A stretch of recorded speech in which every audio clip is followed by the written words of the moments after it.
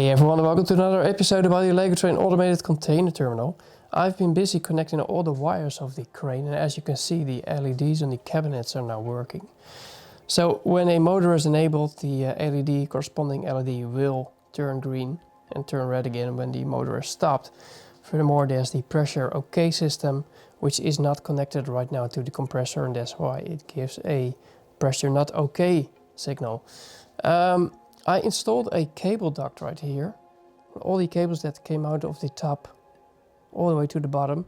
And as you can see, I still have to do the microcontroller part for some cable management. But I'll do that later on once I tested the whole thing. Now, there are some issues, of course, that I wanted to show you. So let's start with moving the crane. And let me connect the hub to the system. Oh, there we go. Now the Y movement. And did you see that? It was moving like that. Now, I only installed a drive gear on this side of the crane, and I did that because it is running on train wheels, so there's not much friction going on, and it works perfectly. So I can take this one off, and you can see it runs smoothly. Now, the problem is that when it stops and also when it starts to move, there's a bit of change in velocity, of course, and then you get this movement. So that's a problem, because I don't like that. Now, there are two solutions for that. The first solution is that I change the PID settings of the controller that actually controls the speed of the motor inside the powered up hub. Where is it? Over there.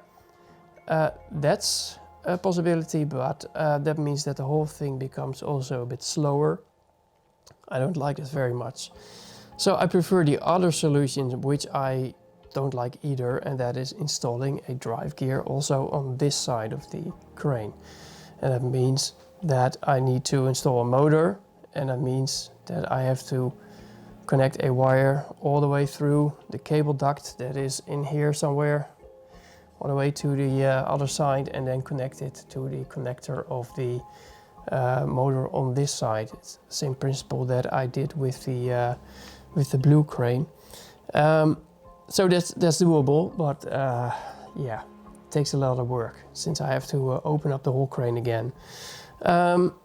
Furthermore, there's another thing that I wanted to show you, and that's concerning the chain that I have here, how do you call it, for the cables. And when it's moving now, you see it's not bending so nicely anymore, and you see it's disconnecting parts, and it all has to do with that it became too thick, the cable. With all the cables inside, it became too thick to actually bend it nicely in combination with the chain. So I'm going to change that system too. I have an idea about that. It's mainly not using the chain anymore, but just the cables, connecting them together with some tie wraps that you see also there. I hope that won't give an issue, since there will be a small, how do you call it, gutter here with a small opening on the top, and the cable will fall into it. And by doing so, I hope that it moves along with the crane, but it needs testing. So I'm just going to build it and see if it works or not. If it doesn't work, then maybe I go back to this chain system. But I don't like the look of it either. I already didn't like it very much. Now I have an excuse to actually change that. So now there's of course still some movement of the pneumatic system. So I'm going to install the drive gear first. Again, as there is still one, come on, here we go. As there, I'm going to show you the movement first, because there's still one Y movement in the system. Is what you've seen the latest. You see that the crane is shaking a bit. You see? And doesn't even go back. I don't know why. It should go back now. It has some issues, as you can see. It doesn't work completely yet. Now the pneumatic system works pretty well. And then it's resetting again to make some movement again.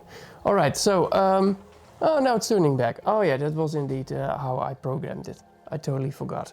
So as you can see, there are some movements going on right now. It works kind of good. Some minor details to be fixed. So that's what I'm going to work on now. In the next episode, you'll see the result of that. So thank you for watching.